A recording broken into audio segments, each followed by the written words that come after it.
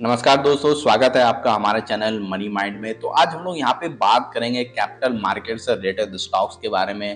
Capital market के stock की बात करें जिसमें एक्सचेंजेज आते हैं, ब्रोकर्स आ जाते हैं, इनको फैसिलिटेट करने वाली जो कंपनियां वो आ जाते हैं, जिसमें बीएससी, एनएससी बात करें तो एंजल ब्रोकिंग, ये सारे स्टॉक इस कैटेगरी में आते हैं। उसके भी बारे में यहाँ पे बात करेंगे और आज इसलिए बात करें कि आज इन सारे सेक्टर के जितने भी स्टॉक्स में बड़ी गिरावट देखने को मिला।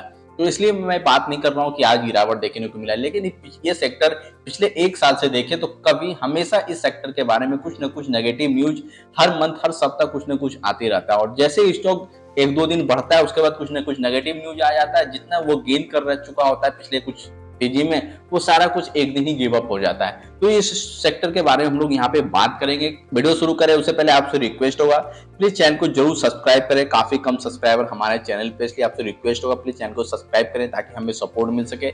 वीडियो को लाइक करें ताकि स्टॉक मार्केट और फाइनेंस से रिलेटेड आपको जेन्युइन इन्फॉर्मेशन और लेटेस्ट अपडेट यहाँ पे मिलता रहे। तो चलिए यहाँ पे बात करते हैं इस सेक्टर के बारे में, क्यों ऐसा चीजें हो रही है, बार बार इस सेक्टर के बारे में कुछ ना कुछ नेगेटिव न्यूज आ जाते हैं।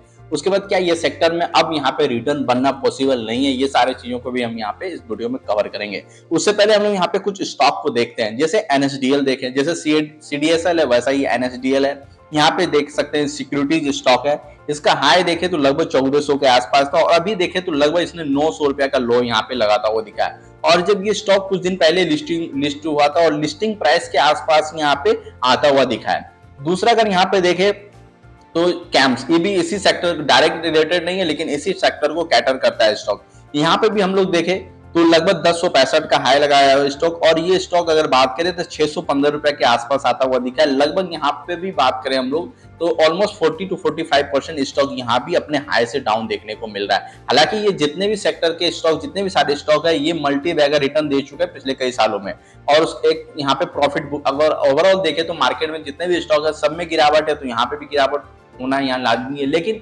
इसमें देखें तो वॉलेटिलिटी काफी ज्यादा इन सारे स्टॉक में देखने को मिलता है। नेक्स्ट अगर यहाँ पे हम लोग देखें तो सीडीएसएल काफी फेवरेट स्टॉक का है, काफी लोगों के पोर्टफोलियो में स्टॉक हुआ। यहाँ पे भी देखें तो 2000 के यहाँ पे हाई लगाने के बाद स्टॉक का यहाँ पे हम लोग देख सकते हैं कि लगभग ये 1200 रुपए के आसपास स्टॉक आते हुए दिखा है। 1100 रुपए के आसपास भी स्टॉक यहाँ पे जब गिरावट हुआ तो आते हुए दिखा है। उसके बाद देख सकते हैं वॉलिडिटी कितना है कि 1100 के आने के बाद 1800 के पास गया, फिर वहां से डाउन ट्रेंड में स्टॉक देखने को मिला और अभी लगभग यहाँ पे 1200-1300 के आसपास स्टॉक है। और यहाँ भी बात करें तो लगभग 40% के आसपास यहाँ पे गिरावट है। काफी अच्छा स्टॉक है, काफी अच्छे क्वालिटी का स्टॉक है, लेकिन इसके बावजूद भी यहाँ पे गिरावट देखने को मिला।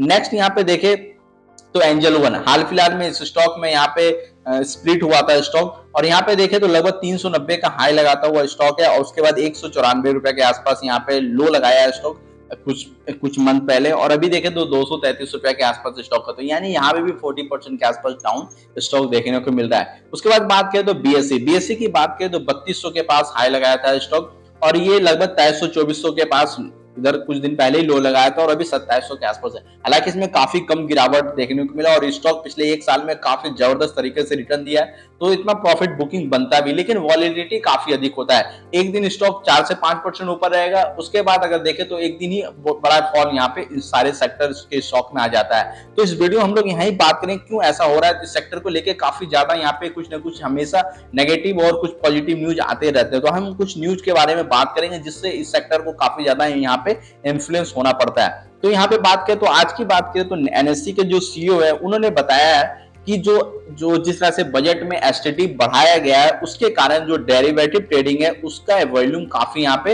रिड्यूस हो सकता है और जो कि 1 अप्रैल से लागू होगा ये एसटीटी बढ़ा हुआ, तो उसके बाद यहाँ पे जो डेरिवेटिव ट्रेडिंग वॉल्यूम है काफी रिड्यूस हो सकता है और उससे यहाँ पे बीएससी के प्रॉफिटेबिलिटी पे काफी इंपैक्ट यहाँ पे पड़ सकता है। ऐसा नहीं कि बीएससी में पड़ेगा, एंजल ब्रोकिंग ये सारे सेक्टर के स्टॉक पे यहाँ पे पड़ता हुआ दिखेगा। नेक्स्ट इसी से रिलेटेड कुछ सेक्टर की न्यूज की बात करें यहाँ पे तो discussion on minimum criteria for derivative, यानी कि बात करें एसटीटी के अलावा यहाँ पे बात किया जा रहा है कि कुछ ना कुछ क्वालिफाइंग क्राइटेरिया होना चाहिए to participate in derivative trading. अगर आपको डेरिवेटिव ट्रेडिंग में पार्टिसिपेट करना है यानी एफएनओ फ्यूचर ऑप्शन ट्रेडिंग में पार्टिसिपेट करना है तो कुछ ना कुछ क्राइटेरिया यहाँ पे जो एक्सचेंजेज है, जो रेगुलेटरी बॉडीज है यहाँ पे इंट्रोड्यूस कर सकती है ताकि जो लोअर इनकम ग्रुप्स है उन्हें इस तरह के स्पेकुलेटिव ट्रेडिंग में एंगेज होने से बचाया जा सके। तो यहाँ पे देख सकते हैं कि कुछ ना कुछ अभी यहाँ पे डेरिवेटिव अभी इसका डिस्कशन हो रहा है। देखिए जब भी डिस्कशन भी होता है तो मार्केट में थोड़ा सा इसको लेके यहाँ पे नेगेटिव यहाँ पे सेंटिमेंट हो जाता है और ये काफी ज्यादा यहाँ पे स्टॉक को इन्फ्लुएंस करता है। उसके बाद यहाँ पे बात करें तो कल ही न्यूज आया था कि 2/3 of demat account lie dormant. यहाँ पे बात करें तो लगभग यहाँ पे 67% जो अकाउंट डीमेट अकाउंट ओपन होते हैं वो डोरमेंट स्थिति में, यानी कि उसमें कुछ ट्रेडिंग ही नहीं होता है। मात्र 33% जो अकाउंट है उसमें एक्टिव ट्रेडिंग होता हुआ दिखता है। और उसमें भी अगर हम वॉल्यूम के नजरिए से देखें तो काफी कम परसेंटेज होगा जिसमें अच्छा खासा वॉल्यूम में ट्रेडिंग एक्टिविटी होता हुआ दिखता है। फिर यहाँ पे बात करें तो ऐसा नहीं है कि कई लोगों के पास 4-5 अकाउंट होते हैं लेकिन 1-2 अकाउंट में यहाँ पे ट्रेडिंग करते हैं। मेरे पास भी 4-5 अकाउंट है लेकिन ट्रेडिंग बेसिकली 1-2 अकाउंट में करते हैं, तो ऐसे में भी कई सारे अकाउंट डोरमेंट हो जाते हैं।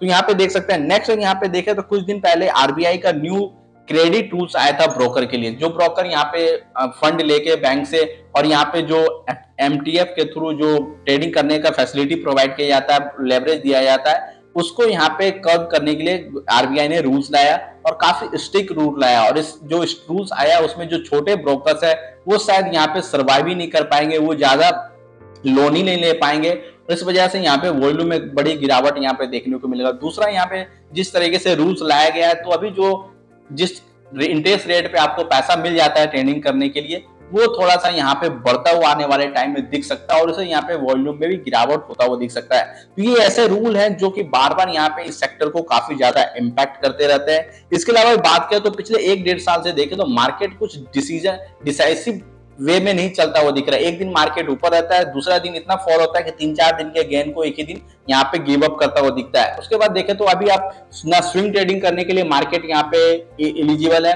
और इंट्राडे की ट्रेड की बात करें तो कुछ ही सेक्टर में आपको यहाँ पे अपॉर्चुनिटी देखने को मिलेगा और ना ही वॉल्यूम ऐसा होता है कि इंट्रा ट्रेड में आप अच्छा खासा पैसा बना सके। तो इस वजह से देखें तो पिछले 1 साल में जिस तरह से मार्केट का यहाँ पे परफॉर्मेंस रहा है, ऐसे में काफी कम यहाँ पे एक्टिविटी मार्केट में होता है और उसका भी इम्पैक्ट इन सारे सेक्टर में इसके स्टॉक में देखने को मिलता है। अगर यहाँ पे बात करें तो क्या ये सेक्टर अब यहाँ पे परफॉर्म नहीं करेगा, तो मुझे लगता है कि ऐसा बिल्कुल भी नहीं कि ये सेक्टर परफॉर्म नहीं करेगा। लेकिन अभी मुझे लगता है अप्रैल तक जब तक ये एसटीटी वगैरह रूल्स नहीं आता है, लागू नहीं होता है, उसके 1-2 क्वार्टर पे के बाद देखने को मिलेगा क्या इम्पैक्ट पड़ता है। उसके बाद यहाँ पे मुझे लगता है इन सारे सेक्टर में थोड़ी बहुत यहाँ पे फिर से तेजी आएगी। ऐसा नहीं है कि अभी सारे स्टॉक में तेजी नहीं है, कुछ स्टॉक ऐसे जैसे सीडीएसएल वगैरह अच्छी खासी यहाँ पे गिरावट हो गई है। जिनको लॉन्ग टर्म इन्वेस्टमेंट करना है वो बार बार इस सारे स्टॉक में हर गिरावट में खरीदते होंगे। तो आप लोग भी अगर इन सारे स्टॉक में इन्वेस्टमेंट करने की सोचते हैं तो जिसमें बड़ी गिरावट हो रही है उसमें कुछ ना कुछ आपको यहाँ पे जरूर इन्वेस्टमेंट करना चाहिए। मुझे लगता है कि अप्रैल मंथ के बाद शायद इसमें सेक्टर में फिर से रिवाइव हो। उसके बाद देखना होगा कि जो एसटीटी का जो रूल्स आया उसका कितना इंपैक्ट इनके वॉल्यूम पे, इनके प्रॉफिटेबिलिटी पे पड़ता है, उसके बाद यहाँ पे देखने होगा। और एक्सचेंजेस को, चाहे आरबीआई हो, गवर्नमेंट हो, चाहे सेबी हो, उनको भी सोचना चाहिए कि 1-2 मंथ में जितने भी रूल्स और रेगुलेशन लाना है वो इसी 1-2 मंथ में ला दे, ताकि जो भी डायरेक्ट इम्पैक्ट इन सारे स्टॉक पे पड़ना हो वो पहले ही पड़ जाए, ताकि अप्रैल और जून के बाद जो स्थिति हो थोड़ा क्लियर हो सके इन सारे सेक्टर के लिए, ताकि यहाँ पे एक अच्छा इन्वेस्टमेंट का अपॉर्चुनिटी यहाँ पे क्रिएट हो सके। आपका क्या कहना है कि क्या ये लगता है ये सेक्टर यहाँ पे फिर से परफॉर्म कर सकता है? इन सारे सेक्टर में कौन से स्टॉक अभी भी हैं जिन पे आप यहाँ पे अच्छा रिटर्न आने वाले टाइम में मिल सकता है? कमेंट बॉक्स में जरूर बताएं। इन्फॉर्मेशन अच्छा लगा तो वीडियो को लाइक कर दो। जाते जाते आपसे रिक्वेस्ट है प्लीज चैनल को सब्सक्राइब करके हमें सपोर्ट जरूर करें। वीडियो को पूरा देखने के लिए आपका थैंक यू।